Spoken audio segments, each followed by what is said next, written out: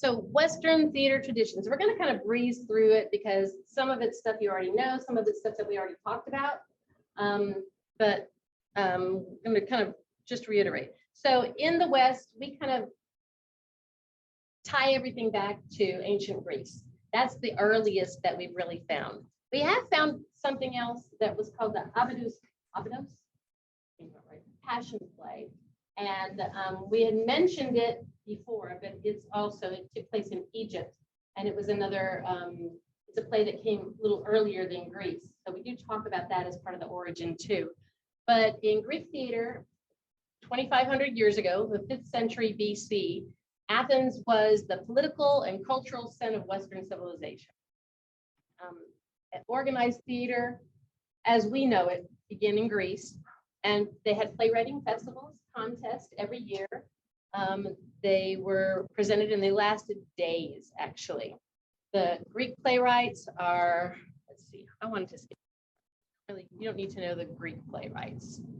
But this was what the theater looked like. We've talked about this, the parts of the Greek theater. The theatron is where people sat. And what does theatron mean? Seating place, right? It's where the audience sat. That's the theater, the theatron. That's where we get our modern word for theater. The orchestra is where people performed. And also the skene, this is where we get our word for scene. This is where they had like the little building back there that they could go and change masks. The parados, this is where the chorus would come on and they would come in through the parados and get up. That's how they would get on and off the stage, was there. So this is Theater of Dionysus. It's kind of the most famous one. It's the one that we talk about the most because Dionysus is the patron god of theater and wine, yes, and fertility. And you'll see a lot of times that theater is linked to fertility and this whole, you know, the cycles of life and death and rebirth and all that kind of thing. But yeah, Dionysus was the god of wine and theater. Yeah, that's what we remember. This is another theater at Euripides.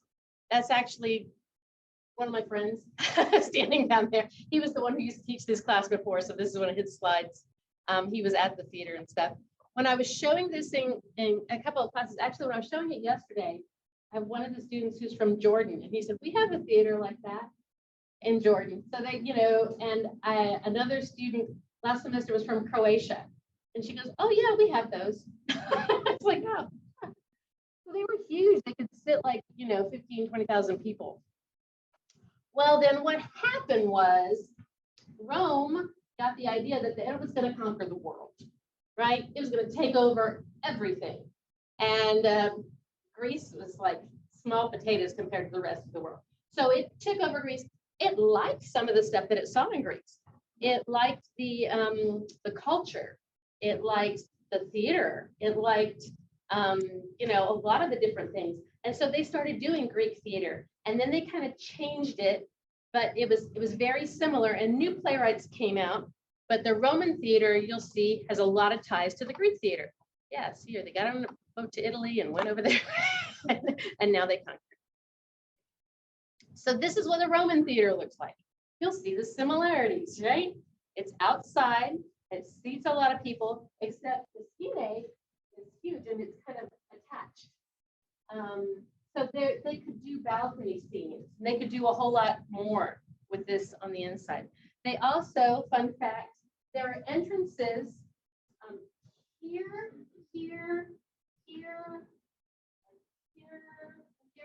They're like a bunch of entrances that where the stairs are, underneath them there's an opening. And that's where actors and stuff could come out.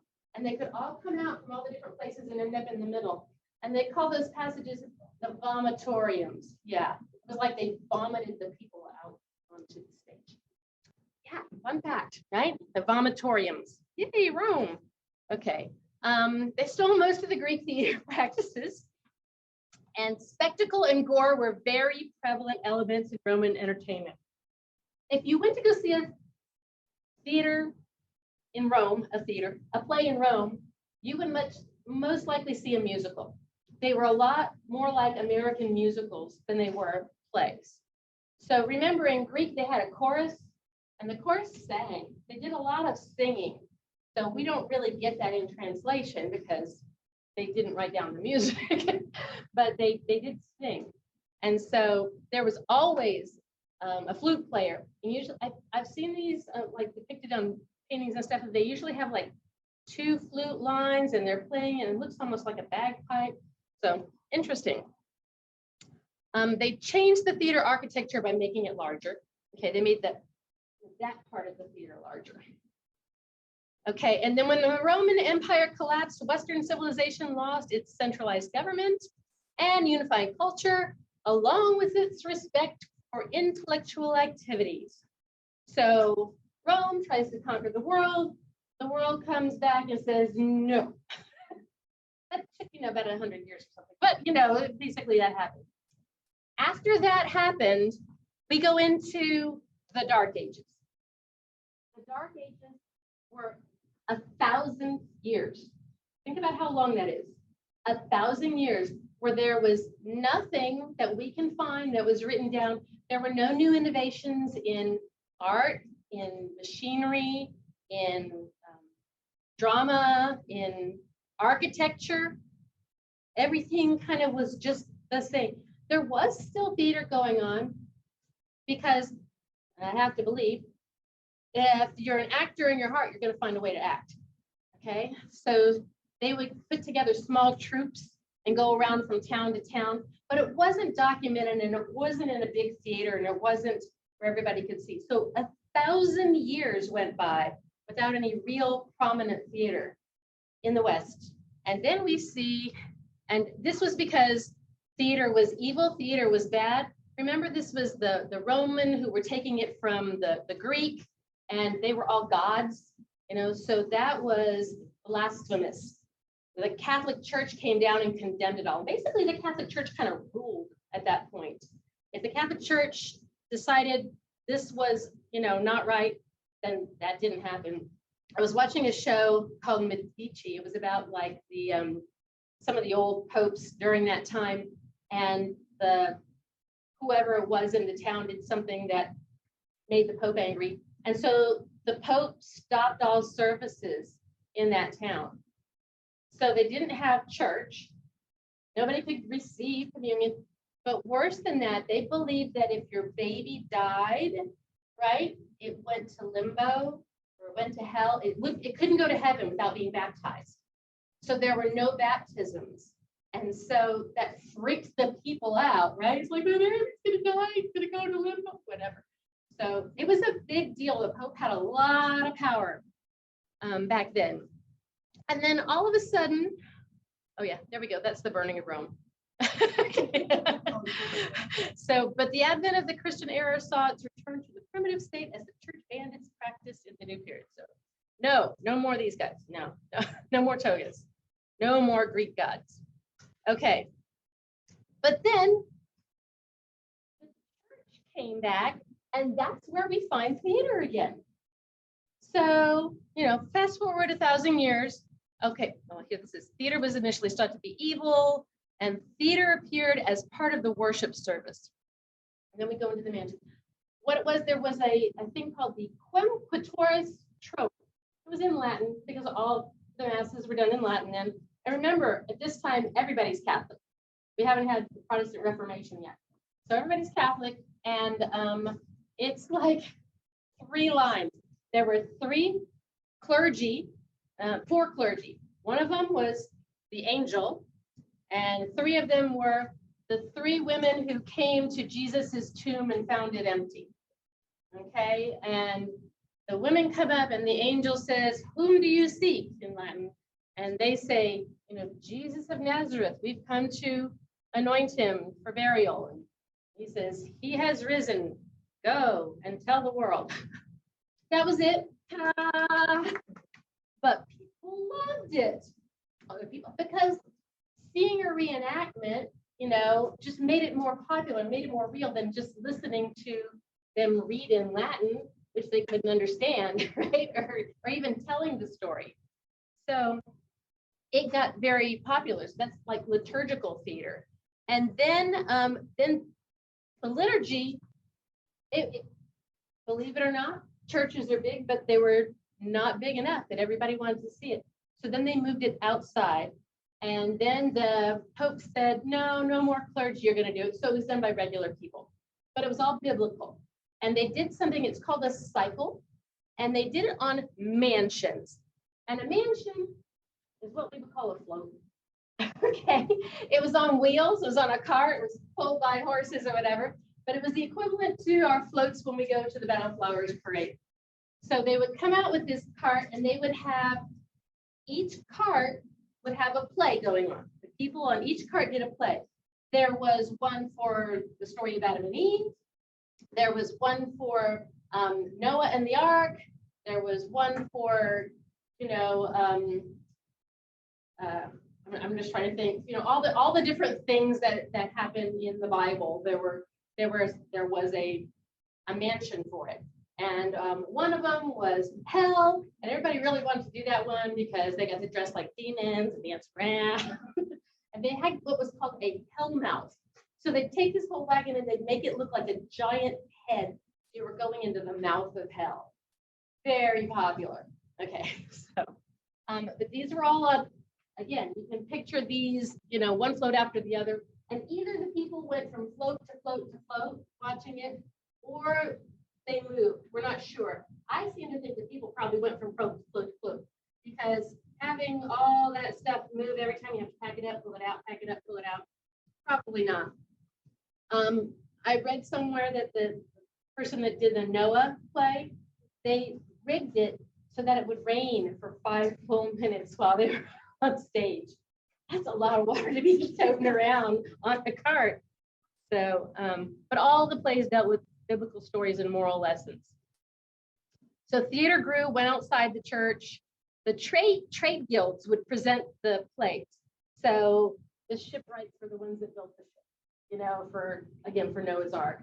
The people who dealt in like gold and stuff would build the stuff for the Last Supper, whatever. The portable stages were called pageant wagons. And the whole series of scenes was called the cycle. So all those plays together, that's called the cycle. So you can just imagine it's the cycle of the Bible. This is what a medieval pageant wagon kind of looked like. Except it's pulled by horses. There's people performing up there. It's kind of a square float. And this one is open on all the sides so that everybody can see. But then they had them configured in a bunch of different ways. All right, after that, we have the Renaissance. So that's kind of the Middle Ages, medieval theater. That's where we start up again. And the Renaissance. Renaissance means a rebirth. So it was like, phew, all right, we had 1,000 years of nothing. Let's get something going. Okay, Renaissance means rebirth. There was a general renewal and interest in the humanities. So art, music, theater, philosophy, and architecture and engineering. Leonardo da Vinci was not just an artist, but this is one of his, pieces of artwork. He also did a lot of designing and a lot of inventing. He actually invented some new kinds of catapults, and he was really sorry he did, because then that made the wars a lot worse. So it's like, oh well. So during the Renaissance, Italy is the one that experienced the Renaissance the most. They really got into it. They really enjoyed it. And Italy was not known for its great literary achievement during the Renaissance. There's not a lot of plays. Probably because they did a whole lot of commedia dell'arte, which is not scripted. But there's a lot of visual art, sculpture, architecture, drawing, painting. Remember, this is when they developed perspective drawing, right? So that it looked like these things are far away and these things are closer to you. That changed how theater was done as well. This is the Teatro Olimpico in Italy. That's kind of what it looks like. And it was the first indoor theater.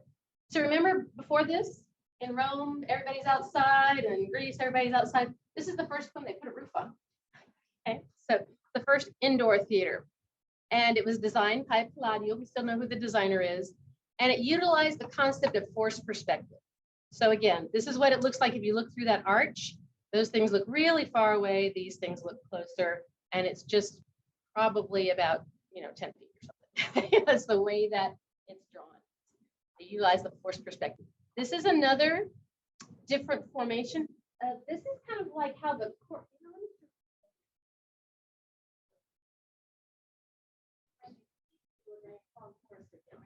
at least you can see it. So this is really interesting because I love the fact that there's this ramp that comes out here so the actors could come all the way down here because these people would seem really far away.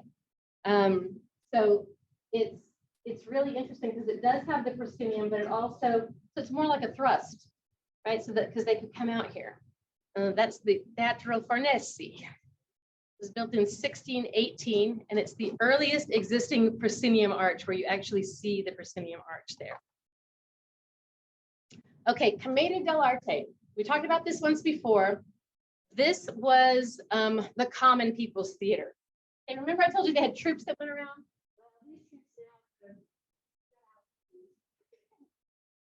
This is what most people went to see. The people that could afford to, the nobles and stuff, they went and saw opera. Okay, but Commedia dell'arte was the regular people's theater. They had stock characters and they were traveling and they would go to everyone's town and they were performing the street. And they had little bits of so the stock characters. So remember we talked about this? This person, you are always going to play the lech doctor, who always is trying to get the young girl. You're always going to play the soldier who's really cowardly. And fox like, they're really brave, but they're really kind. So they had these characters, and they embodied these characters, and they were always there. Okay, then there were the young lovers, the little ingenue. They were always in love, and someone was trying to always pull them apart.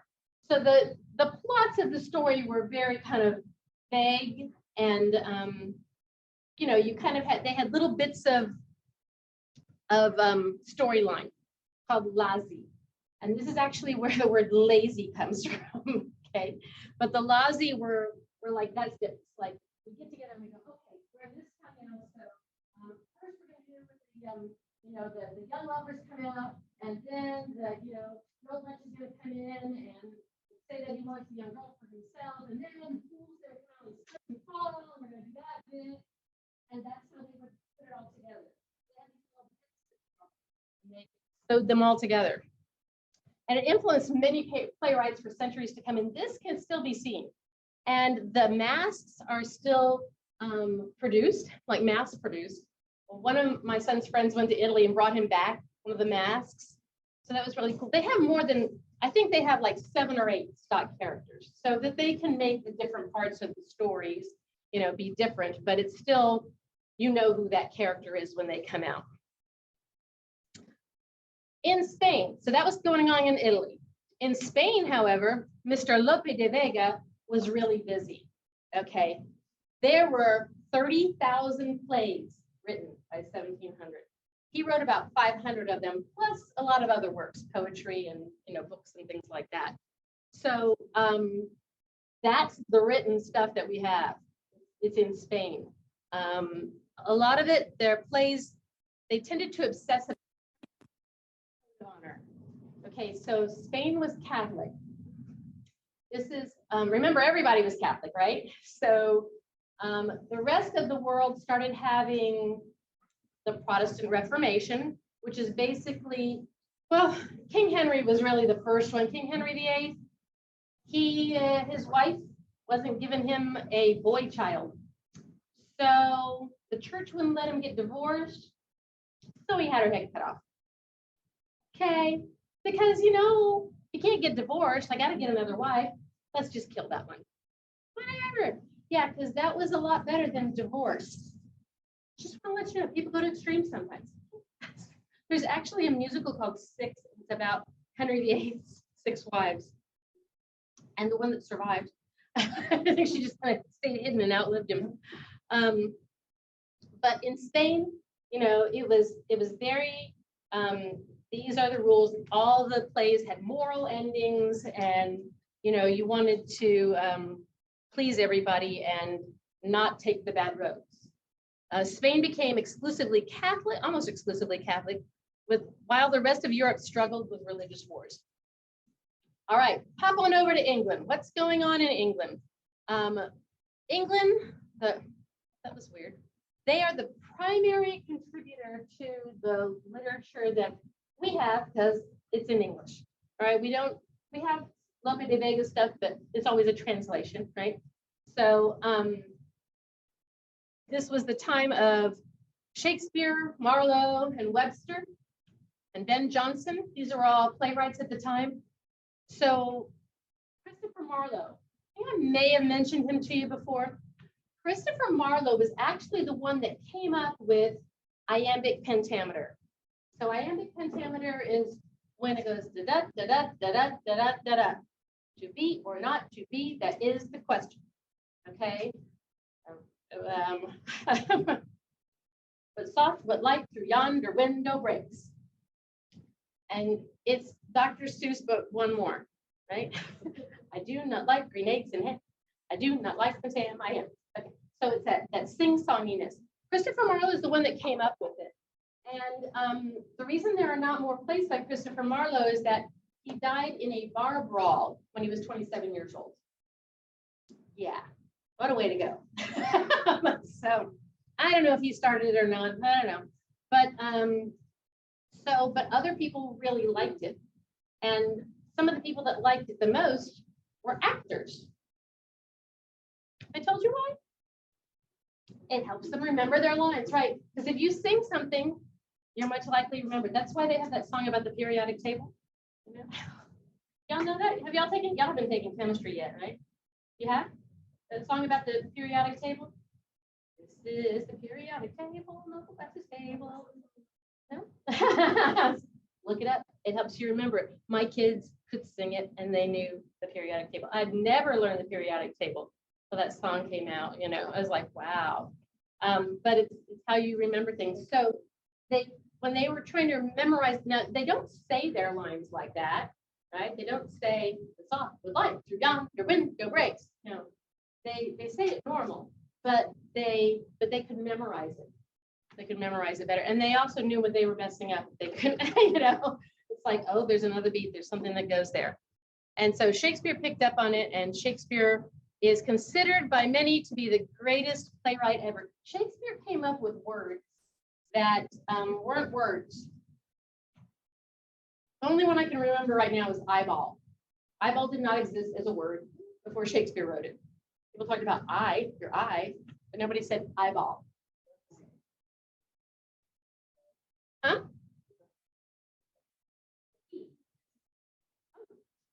Okay. So, yeah, he made up several words. I've told you my philosophy about Shakespeare not being Shakespeare, right? Okay, so yeah, I don't know if it was him or not, but somebody by the pen name of Shakespeare, could have been a whole lot of people, could have been, Thomas Bacon, Kevin Bacon, could have been, and when they did write, they usually did collaborate. Somebody would do the writing and so we don't have any of the original papers. After he died, a couple of guys that were in the troupe wrote several of them down. They call that the first folio, but I don't have it. We're good. Okay. So he wrote 37 plays that we have now, 16 comedies, 10 histories, and 11 tragedies. And some of these comedies, they just do not get produced because they just aren't all that compared to the other ones. I think one of them was Cymbeline that I had to read for one of my graduate work. It's like, yeah. Okay. He's known for the universal quality of his plays' themes. So when he was writing, the histories are actually about historical figures. It's if, one of you decided to write a play about the life of John Kennedy, okay? Or, Abraham Lincoln or something like that. These were historical figures to him. Hamlet actually takes place in like 13 or 1400s, and he lived in the 1600s. So for him, that was 300 years ago. But the theme of the play, you know, star-crossed lovers, people still say that, right? That means that they were not supposed to be aligned by the stars, right? That, you know, somebody from this family, and they love each other, but they shouldn't, and, you know. And if y'all saw Avatar, Avatar has that story. You know, Avatar has that story. And so we talked about how the Lion King is Hamlet, right? So there's a lot of these, and they still mean something today, which that's why they're done in like hundreds of languages now. So Shakespeare died in 1616, and in 1642, a civil war over religion broke out. Dun, dun, dun. Okay, so this is around the time, so Henry VIII, you know, chopping people's heads off. There's, you know, other people that come after that. And Oliver Cromwell kind of took over. They thought this was kind of the Puritans, okay? So they thought that theater was evil again, and they banned it. They banned it completely. It was an evil practice. So remember, I told you that there was a law they couldn't build a theater in London. So all of them are across the river, you know, and you can still see them and get over there and go to the plays. They kicked them out of there. Okay, all theater was banned. And it was evil and it was illegal. And they actually killed the king. They killed King Charles. Okay, that's them chasing them away. I did not write these. Okay, so they killed King Charles the First, and Oliver Cromwell took over. And so Charles II, who was young at the time, and a bunch of the noble people ran away to France so that they wouldn't be killed. And they stayed in France for several years. And then they decided they had enough power or whatever, and they came back, knocked Oliver Cromwell down, whatever, because he was a prime minister, whatever. And they restored, they called it the Restoration, because they restored the throne to Charles II. Well, they spent a lot of time in France, and in France, the rules were a little looser, okay? Moliere was there and wrote several plays. Remember, we talked about Tartuffe, where there's the lewd guy that's, you know, trying to take over the whole house, and the husband's hiding under the table, and the wife is coming on to the wife, and she's like, "Will you hurry up and come out here?" Whatever. Took you long enough. Okay, the guy almost seduced her right there on the table. So when Charles came back, they brought, ta-da, there's Charles coming back, and now he's got a crown. Okay, so their practices, they enlarged the stage, and most of the acting took place on the front of the stage, so the apron kind of in front of the stage. But they had the wing and drop sets, which were the ones that rolled in and rolled out that I'd shown you before. But the scenery was really mainly just for decoration. It wasn't like to advance the plot. They did a whole lot of what they called, women were allowed to perform for the first time. Because remember in Shakespeare's theater, no women were allowed to perform. Boys, young boys would play all the female roles because it was easier for them to not have a beard. But yeah, there were men that played the female roles. So, you know, just picturing that in Romeo and Juliet's kind of weird. But whatever. So women were allowed to perform for the first time in theater history. That they were allowed now on the stage. And they allowed them in France, which is why they allowed them in England. They had things called the comedy of manners. And these things had witty dialogue, sophisticated and superficial society. These were all the nobles, right? So it was all about, you know, the hair, the dress, the whatever, the status. And it was theater for the wealthy. These kind of plays had lots of sexual innuendos, lots of people having affairs, lots of, you know, people listening in the next room and thinking that their wife is having an affair with somebody and they're really just moving things around, and she's like, "Oh, that's so hard. Ah," look, you know, and they're thinking, "Oh, they're having sex," right? Yeah, this Restoration comedy was a lot of that. Moliere. So again, they got this from Moliere. Moliere was over in France, and he wrote comedies. And he was heavily influenced by the Commedia dell'arte. He liked that kind of theater. He wrote Tartuffe and the Misanthrope. Oh, wait, no, back. Okay, so the thing about Moliere. So here's a quick story about Moliere. Moliere, I don't know if you remember me telling you that Tartuffe was supposed to be somebody in the church that was bad, right? He was using his influence to get the house, to get the girl, to seduce the wife. And so the church didn't like that very much because it looked like you were making fun of people in the church. And so when Moliere died, they decided that he was excommunicated from the church and he couldn't be buried in the church cemetery. So that was hallowed ground. So they buried him outside of the cemetery. Well, his widow, most people say was his younger cousin, kind of weird, but fought and went straight to the king, who actually liked Moliere, and so convinced them that they actually dug up his body, exhumed his body, and then buried him again in the hallowed ground. So Moliere had a couple different funerals. All right, then going on. Then we're in the 19th century. 19th century is 1800s, and this is called the early modern age. And the Romantic theater, there was a fascination with the occult and the supernatural, like Dracula and Frankenstein were all written during this time. Okay, melodrama was the primary theater. So remember the hero and the villain and the, heroine, come save me, damsel in distress. That was the primary form in the 1800s. Uncle Tom's Cabin was the most popular play. Okay, really quickly, the Booth family. All right, you may have heard of these people. Edwin Booth was a very, very famous actor. In melodrama, he played one of the same roles kind of over and over and over again, but he was brilliant at it. People would come cities away to see this guy act. He was fantastic. That was Junius Brutus Booth. That was him.